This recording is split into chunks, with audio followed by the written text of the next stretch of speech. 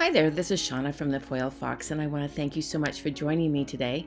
I am sharing another card using the Branches of Love, which is a wonderful paper tray ink, an ink to paper stamp set that has this wonderful tree with a pot and lots of hearts, and that you can see all of the different things that are included in this. And then, of course, it has a matching die set. Now, this is a stamp set that is going to be pretty complete. I'm not going to be using much else than these stamp and die set for Branches of Love.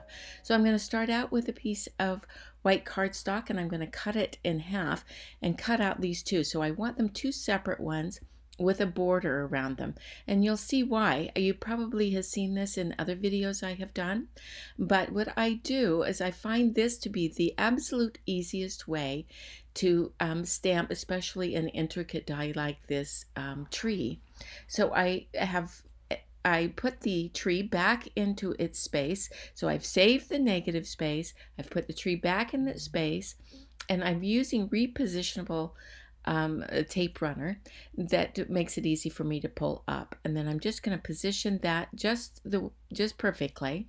Take some True Black ink. This is paper tray ink, and I'm going to stamp this. And this is going to give me perfect placement.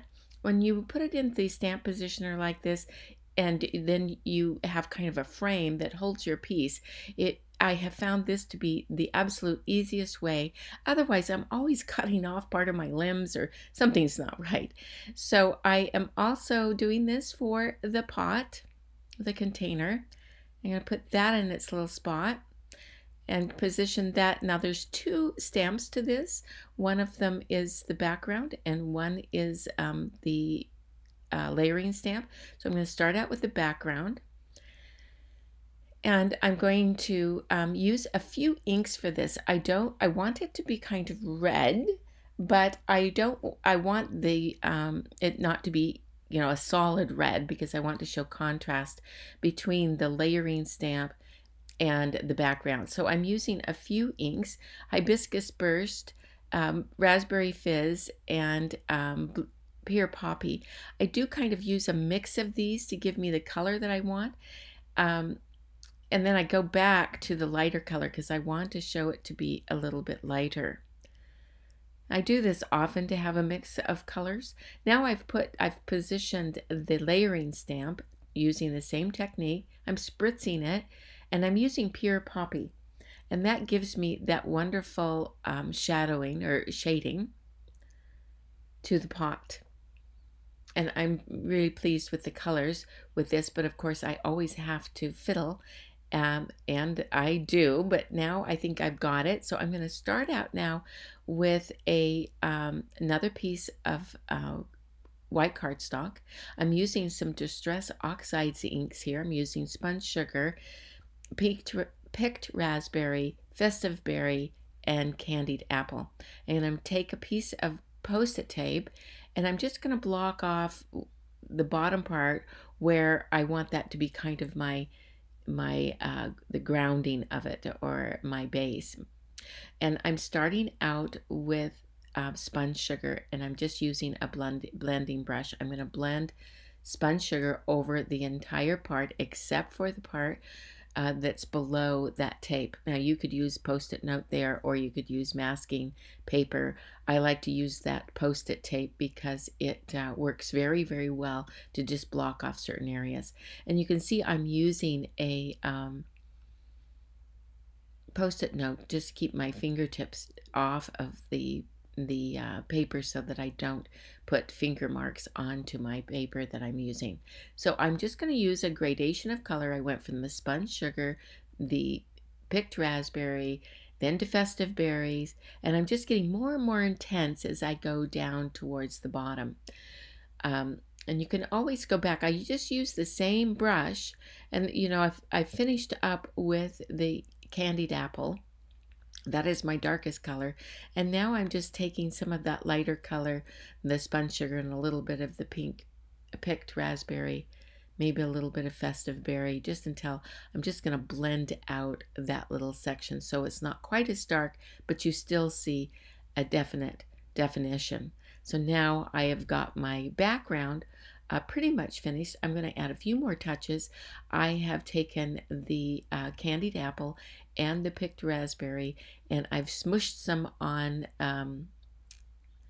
onto my glass mat, and I've used water on my brush and kind of loosened it up and splattered it. And now I'm splattering, this is Sumi ink.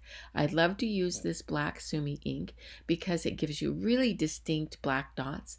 The same with the white. I'm using the Dr. P.H. Martin's bleed proof white ink, and I'm splattering these as well.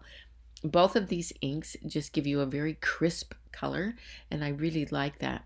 Now I'm going to go on and I'm going to choose a bunch of scraps and make a bunch of hearts, cut them out with the dies. And I had done a project before where I cut out all of those, so I had some left over, but I just used scraps.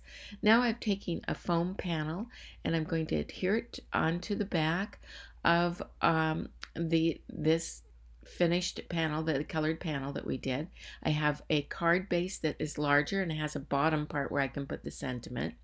I wanted a nice white border around it, so I've made this a little bit larger, leaving a nice border and then a larger border down the bottom.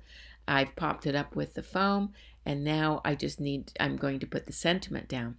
Now, to make sure that I have the sentiment in the right place, I'm using a piece of acetate, covering over that part where I'm going to be stamping this, because this way I can see, did I get it right?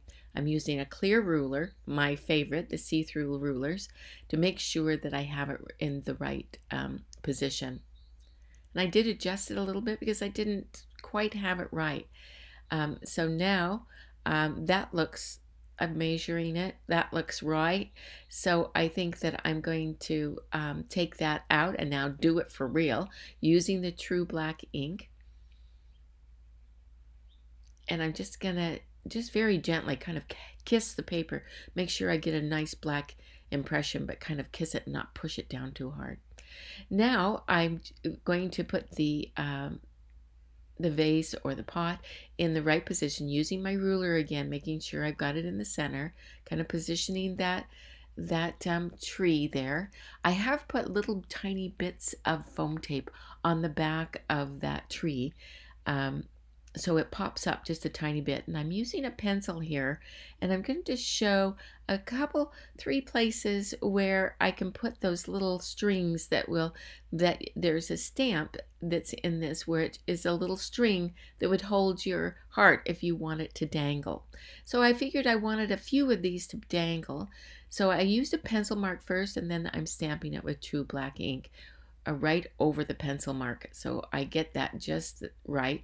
Now I put the tree back in place. Remember, it's got foam tape on the back of it. Got foam tape on the back of the vase there, or the pot, and I'm just making sure I get that all together, and that looks all centered. So see, I have all of these hearts that I cut out with those heart dies that are included in this set. And I think I've decided, I had some aqua ones in here, I had some gold ones, but I'm going to go with some pinks, reds, and some silver foil paper, cardstock. And you'll see all of these things down in our supply list. There's a link down below. Just click that. That'll take you to more close-ups and also a complete supply list and tons more inspiration. So I'm going to just kind of position these. I'm not going to stick them down quite yet. I'm just kind of deciding how many hearts I need and where I'm going to put them.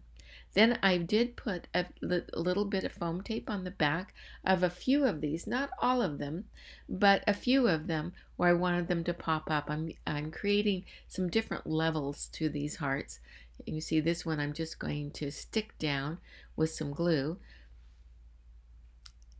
And this card is all done, and I just love how it has these wonderful red colors. Of course, this would be great for Valentine's Day, but it's great for any time that you want to share a little love with someone, and I think everybody can use a little bit of that right now.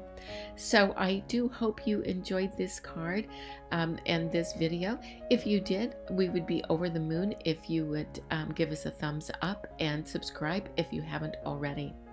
And then here is a few of the items. This doesn't take a lot of supplies. I've used the Branches of Love stamp and die set, various distress inks. You'll see that in the supply list. Like I mentioned, click the link down below. And then also just a few of the paper tray ink cubes. So again, I hope you enjoyed it. I'm so glad you joined us, and we'll see you next time. Bye.